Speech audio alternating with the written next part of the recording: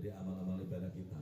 Yang kedua, mari kita sama-sama silaturahmi panjang umur. Hormati dan kami banggakan guru kita Bapak Dr. Kiai Haji Abdul Aziz Rifai Mahmudi SH. Assalamualaikum warahmatullahi wabarakatuh. Bismillahirrahmanirrahim. Alhamdulillahi rabbil alamin. Wa bihi nasta'inu ala umurid dunya waddin. Wassalatu wassalamu ala asyrafil anbiya'i wal mursalin wa ala alihi wa sahbihi ajma'in. Rabbi shrah li sadri wa yassir li amri wahlul 'uqdatam min lisani yafqahu qawli. Amma ba'd. Hadirin yang dimuliakan Allah Subhanahu wa taala, yang saya hormati dan kita hormati bersama Bapak Ketua RW sekaligus pembina Majelis Taklim RW 05 Kelurahan Kota Barat, bapak-bapak, para penasehat, para hadirin, juga para santri tahfiz Al-Quran yang kita banggakan. Wabil khusus Sahibul Bait Bapak Haji Jono beserta Ibu dan keluarga. Mohon maaf ini merepotkan Ibu, Pak Haji Jono. Ya, insya Allah tambah berkah semuanya, insya Allah tambah sehat, amin ya rabbal alamin. Dan yang sama-sama kita hormati dari kelurahan Bapak Sekel, Pak Yani. Kajian kita pada hari ini adalah tentang sabar dengan judul 5 akibat sabar. Sabar ini ditulis dalam Al-Quranul Karim. Allah telah firmankan sebanyak 124 kata-kata sabar. Artinya apa? Bahwa betapa pentingnya sabar ini dalam kehidupan. Sampai banyak begitu ditulis tentang sabar. Hadirin sekalian, orang-orang yang sabar ini mempunyai keistimewaan, mempunyai kelebihan, dan mempunyai nilai yang sangat tinggi di sisi Allah Subhanahu wa ta'ala. Ngomongnya gampang sabar, Pak, tapi melakukannya Masya Allah berat banget. Sabar pahit memang, tapi hasilnya manis bagaikan madu. Nah, disinilah kita pagi hari ini kita kaji. Mudah-mudahan kita termasuk golongan orang-orang yang sabar sesuai dengan tuntunan Allah Subhanahu wa ta'ala. Hadirin sekalian yang dirahmati Allah Subhanahu wa ta'ala, sabar ini ada setidaknya terhadap 3 keadaan atau 3 kondisi. Yang pertama, kita sabar dalam menghadapi musibah. Musibah ini diberikan oleh Allah Subhanahu wa ta'ala dan direncanakan oleh Allah Subhanahu wa ta'ala. Jadi gak perlu kaget, Allah yang merencanakan, Allah yang memberikan. Apapun bentuk musibah yang terjadi pada kita, kita terima dengan tulus ikhlas. Nah ini perintah sabar ini sudah sangat banyak, luar biasa. Oleh karena itu kita tidak perlu ragu-ragu lagi, apapun yang sudah Allah takdirkan kepada kita hadapi dengan penuh keikhlasan. Kemudian sabar yang kedua adalah sabar dalam ketaatan kepada Allah Subhanahu wa Ta'ala. Kenapa majelis taklim ini kok pagi-pagi subuh? Ini terus terang saya bersyukur kepada Bapak pimpinan kita di wilayah ini, Bapak Ketua RW, Bapak Haji Hartoro Ridwan. Pak Aziz, ya, kalau kita majelis taklim habis subuh, insya Allah kita membiasakan bangun pagi. Habis subuh kita biasa kumpul-kumpul silaturahim, kita mendapatkan siraman rohani, dan insya Allah kita mendapatkan keberkahan dari Allah Subhanahu wa Ta'ala. Jadi pada subuh ini punya rencana dan punya niat dari Bapak RW pimpinan kita. Kenapa diadakan habis subuh? Kenapa gitu enggak jam 9 saja atau habis duhur? Tidak. Inilah tujuannya. Bangun pagi sebelum subuh, tentunya kita sudah bangun itu.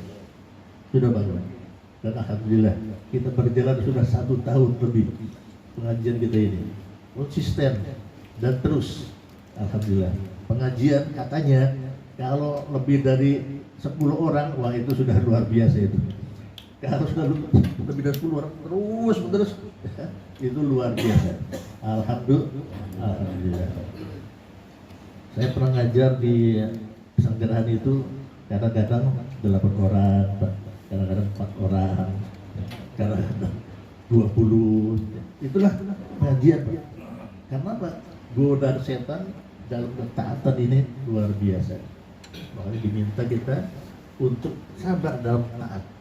Ini taat kita kepada Allah Subhanahu wa Ta'ala, diperintahkan untuk hadir di majelis taklim. Kita perlu ada kesabaran. Bagi yang tidak sabar, nggak mau hadir, ya lebih baik jogging ke Ekopark.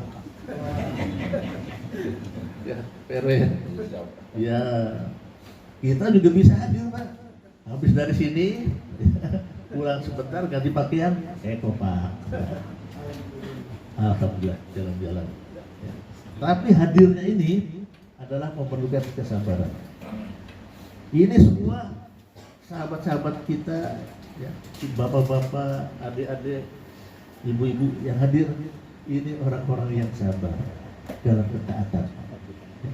Ini Allah yang memberikan. Kita bersyukur kepada Allah Subhanahu wa Ta'ala. Sabar dalam ketaatan. Siapa yang sabar dalam ketaatan, maka Allah tulis mendapatkan kebajikan balasan dari Allah sebanyak 600 derajat. Luar biasa.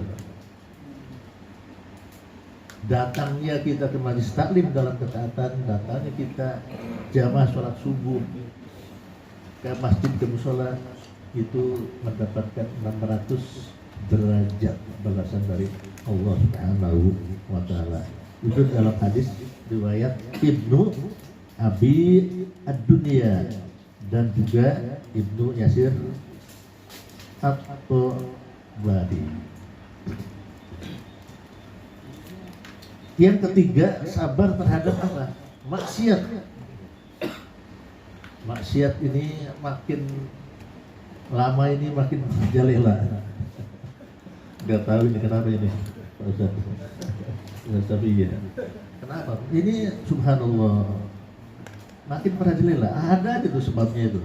Ya, makin merajalela. Subhanallah. Ini maksiat. Kenapa? Karena terjadinya atau adanya oknum-oknum yang yang serakah, tidak bersyukuri, kurang dan sebagainya.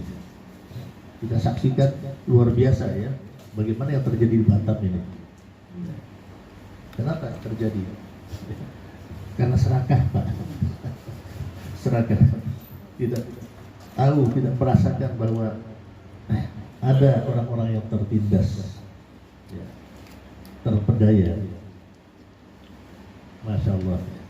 Kita doakan semoga masyarakat di Batam, ya, di Rempang di sana, semoga mendapatkan perlindungan dari Allah Subhanahu Wa Taala dan mendapat keselamatan, ya, di dunia dan di akhirat. Ya, juga kepada para petugas, semoga mendapatkan taufik hidayah dari Allah Subhanahu Wa Taala sehingga menyelesaikan masalah-masalah yang terkait dengan kesejahteraan rakyat ini dapat dilaksanakan dengan bijak dan sebaik-baiknya. Ini lebih tinggi lagi, Pak.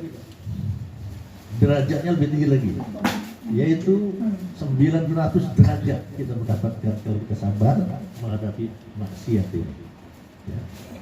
Bagaimana seorang istri raja yang sabar dalam kemaksiatan, ya, menggoda Nabi Yusuf, di mana Nabi Yusuf amat sangat tangguh menghadapi maksiat. Kenapa? Karena diajak sesuatu yang melanggar, ya, aturan Allah, padahal dalam keadaan yang sangat memungkinkan. Diajak suatu perbuatan yang tidak senonoh. Kita sudah tahu sejarahnya bagaimana Nabi Yusuf tergoda, ya, digoda, tetapi alhamdulillah tangguh dalam menghadapi kemaksiatan ini. Ya. Bagaimana Nabi Yusuf katakan, saya takut kepada Allah, akhafullah, ana akhafullah, takut kepada Allah Subhanahu Wa Taala. Ya. Padahal pintu sudah dikunci, Pak, tinggal berdua, ya. Secara kasat mata tidak ada orang lain yang tahu, tidak ada. Sedangkan istri seorang raja ini, ya, ini seorang ratu yang cantik jelita, ya, punya kedudukan yang amat sangat tinggi, ya. Tetapi disinilah memberikan contoh kepada kita semua, tangguh terhadap godaan maksiat, sabar terhadap maksiat, maka Allah berikan balasannya setinggi 900 derajat. Hadirin sekalian yang dirahmati Allah Subhanahu Wa Taala, 5 akibat sabar.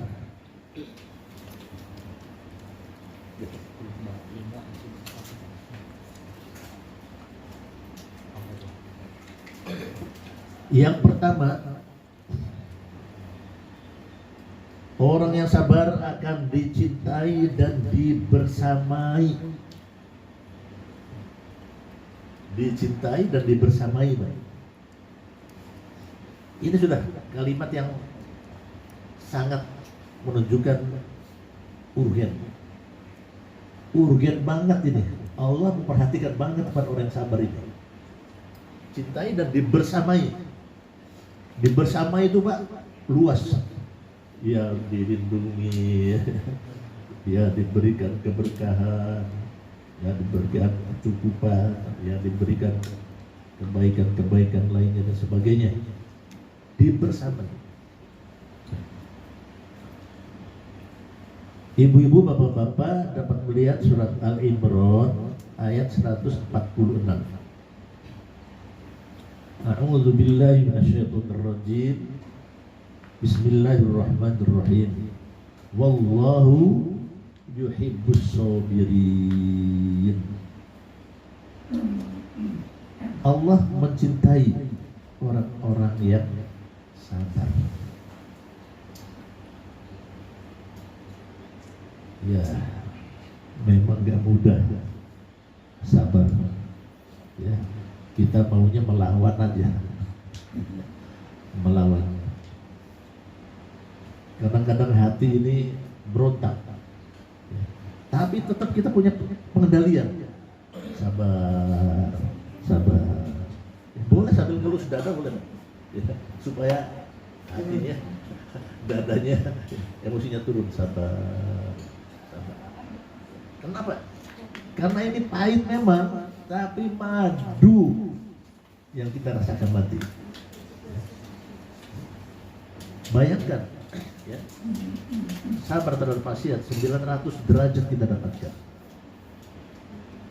Oleh karena itu memang luar biasa, ya, semua rasul-rasul Allah itu semua mendapatkan ujian-ujian yang berat-berat, ya, baik terhadap ketaatannya, ya, terhadap juga terhadap kesabaran terhadap maksiat dan sebagainya, luar biasa, ya, terhadap musibah, ya. Nabi Ayub, subhanallah, sabar sama istrinya. Pak, ya, panjenengan kan seorang nabi, mintalah kepada Allah supaya diberi kesehatan gitu. Minta kepada Allah. Apa jawaban Nabi Ayub? Wah, istriku, malu saya mohon kepada Allah, menghadap Allah untuk minta sembuh. Kenapa? Saya sudah panjang, sudah lama diberi kesehatan. Sekarang baru dikasih sakit sebentar saja, sudah gak betah. Sakit ini kan dari Allah. Malu saya, wahai istriku. Coba, ya, malu kepada Allah. Karena mengingat betapa besar karunia yang sudah diberikannya, kesehatan yang sudah panjang, kenikmatan dan sebagainya. Sampai diusir dari kampungnya. Sedih kita, meneteskan air mata. Betapa penderitaan Nabi Ayub yang sangat luar biasa. Dengan kondisi tubuh yang luka-luka, dengan ulat-ulat yang berada di tempatnya itu, ya. Dan ulatnya itu kadang-kadang ditempatkan oleh beliau, ya, dibersihkan, kemudian ditempatkan lagi, bukan dibuang, ditempatkan lagi. Ini makhluk Allah yang perlu juga mendapatkan kebahagiaan dan perlu makanan. Dan di sini makanannya ditempatkan lagi, Pak, di lukanya. Kira-kira kita sampai situ enggak ya? Kalau ulatnya sudah dibuang itu, tempatkan lagi. Semprot, Pak. Semprot. Ini betul-betul, ya. Kenapa sejarah semuanya itu dibuka sebagai contoh bagaimana kita berlaku sabar luar biasa. Hadirin sekalian yang dirahmati Allah Subhanahu wa taala. Allah berfirman dalam surat Al-Baqarah ayat 45 yang sering kita dengar. A'udzu billahi minasyaitonir rajim. Wasta'inu bis-sabri was-shalah. Ini, Pak, indikator pentingnya sabar itu digandengkan dengan sholat, dan dinyatakan oleh Allah bis-sabri, sabar dulu, Pak. Kenapa tidak sholat dulu? Ini indikator betapa pentingnya sabar. Dan mau tidak mau, kalau mau selamat dunia akhirat, sabar sudah. Sudah tidak ada pilihan lain. Udahlah, selamat tinggal. Kita yang sering marah-marah itu, yang sering emosi itu, yang nimpalin orangnya emosi. Orang-orang yang marah kita timpalin, selamat tinggal. Back to basic, kita kembali kepada sabar. Minta pertolongan kepada Allah dengan sabar dan sholat. Al-Baqarah, ya, ayat 45. Wa innaha lakabiratun illa 'alal khashiyin. Rasulullah juga mengatakan memang yang demikian itu berat, sabar itu berat, ya. Kecuali orang-orang yang khusyuk,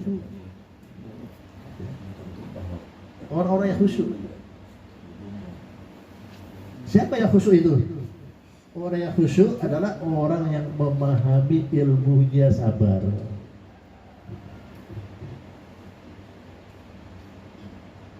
Segala sesuatu ada ilmunya kan? Ada ilmu. Ilmunya sabar, kita paham, kemudian kita konsisten, ya. Konsisten melakukannya. Subhanallah, memang luar biasa ya. Allah menguji kita luar biasa. Kalau kira-kira maaf, misalnya Pak Lurah ya diuji dengan tingkatan-tingkatan yang makin berat.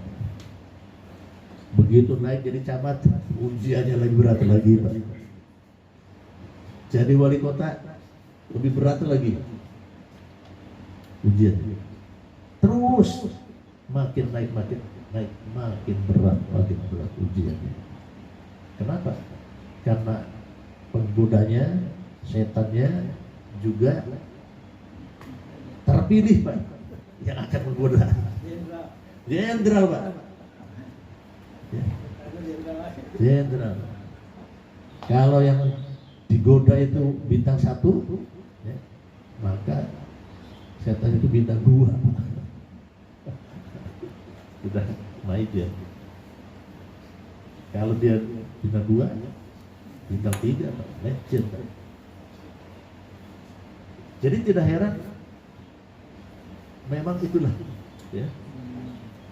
Dan Allah sudah memberikan, Pak, kesempatan. Dan itu setan itu memang maunya begitu, menggoda. Tugasnya menggoda, Pak.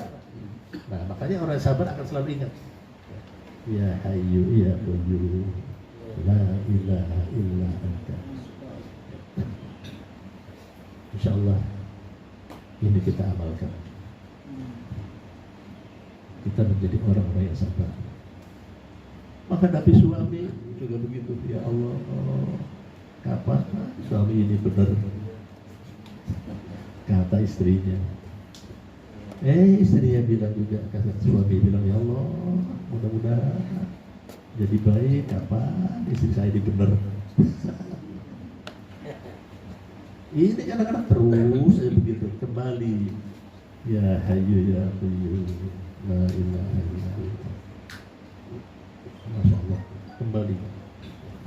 Hadirin sekalian yang dirahmati Allah Subhanahu wa Ta'ala. Kemudian ini ada tambahan penjelasan ya tentang sabar ini,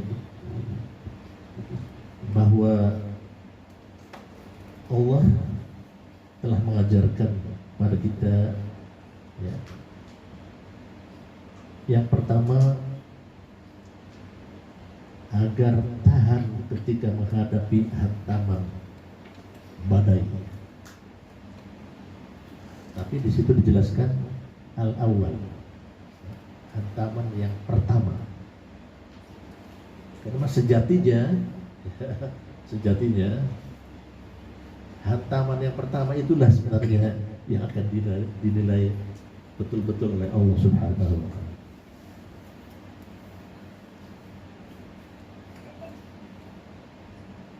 Ini akan mampu diatasi kalau orang-orang yang sudah memiliki ketangguhan, bahwa apa yang terjadi ini adalah kehendak Allah Subhanahu wa Ta'ala. Jangankan soal itu, daun jatuh saja, daun yang kering yang jatuh itu adalah takdir Allah Subhanahu wa Ta'ala. Apalagi soal-soal lain, Pak. Jadi kita kembali pada Allah, apapun yang terjadi. Hadirin sekalian dan rahmati Allah Subhanahu wa Ta'ala, sabar yang sesungguhnya ialah ketika menghadapi hantaman pertama. Itu hadis Bukhari dong. Ya, Rasulullah yang bersabda. Oleh karena itu kita selalu waspada, siap. Ya. Pada pertama itulah kita betul-betul tangguh. Ya. Kalau kedua, ketiga itu nilainya sudah berbeda lagi. Yang kedua, ketika ditimpa musibah segera mengingat Allah Subhanahu wa taala dan mohon ampunan. Itu dalam prakteknya kita kembali kepada Allah. Ya, musibah apapun semua yang Allah berikan, ya, kita selalu ingat bahwa ini adalah Engkau yang memberikan. Ya. Lantarannya apa? Lantarannya macam-macam, Pak. Bisa lantarannya itu memang ya kita sendiri yang memang salah keliru diingatkan, ya dibalas oleh Allah. Tapi intinya sabar. Sabar mengingat kepada Allah. Ini pemberian Allah Subhanahu wa taala dan mohon ampun. Nah ini benar-benar mohon ampun. Makanya orang yang sabar ini sudah lunak, nggak ada lagi tuh. Ya maaf, petang-petang, peteng-teng, nggak ada lagi. Habis Pak, selesai. Apa sih mau disombongkan itu? Nggak ada lagi Pak. Nggak ada. Kalau kita merasa manusia sangat lemah, lemah sekali. Alladzina idza asabathum musibah qalu inna lillahi wa inna ilaihi raji'un. Al-Baqarah ayat 156.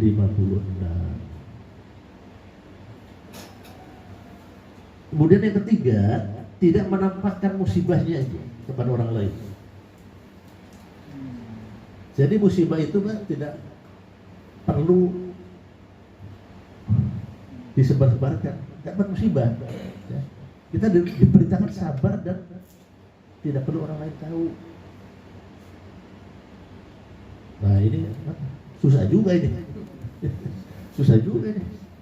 Ya. Sementara pendapat, ya. Supaya apa? Supaya nilai ketinggian keikhlasan kita menerima itu betul-betul lebih tinggi. Tidak mengeluh, Pak.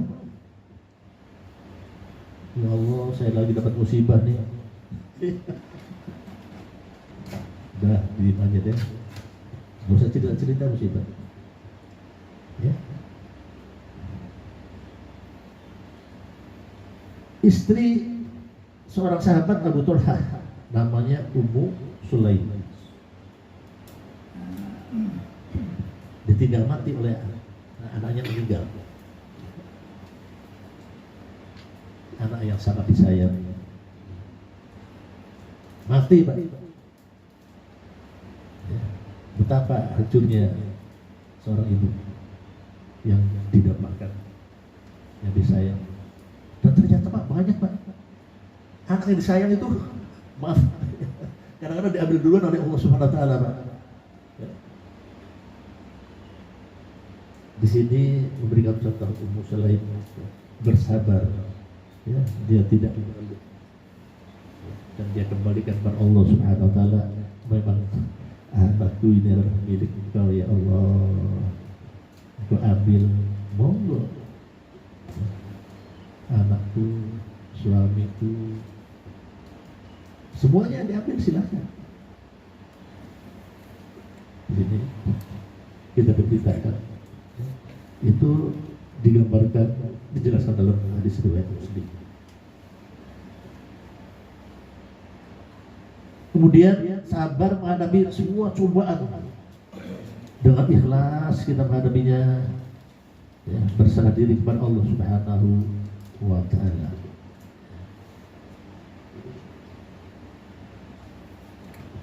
Hambaku yang mukmin, yang bersabar dengan pasrah kepadaku ketika kekasihnya aku panggil atau aku kembali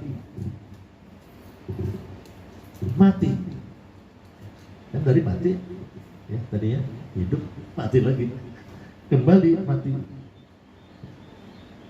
Maka kepadanya orang-orang yang sabar itu adalah tak ada balasan yang layak kecuali surga. Ya. Nah ini ada dalam hadis At-Tirmidzi. Hadirin sekalian yang dirahmati Allah Subhanahu wa taala, demikianlah pembahasan kita tentang sabar. Dan insya Allah dengan kita memahami sabar ini, cara-caranya dan langkah-langkahnya, insya Allah kita akan selalu mendapatkan perlindungan dari Allah Subhanahu wa taala, dicintai dan dibersamai oleh Allah Subhanahu wa taala.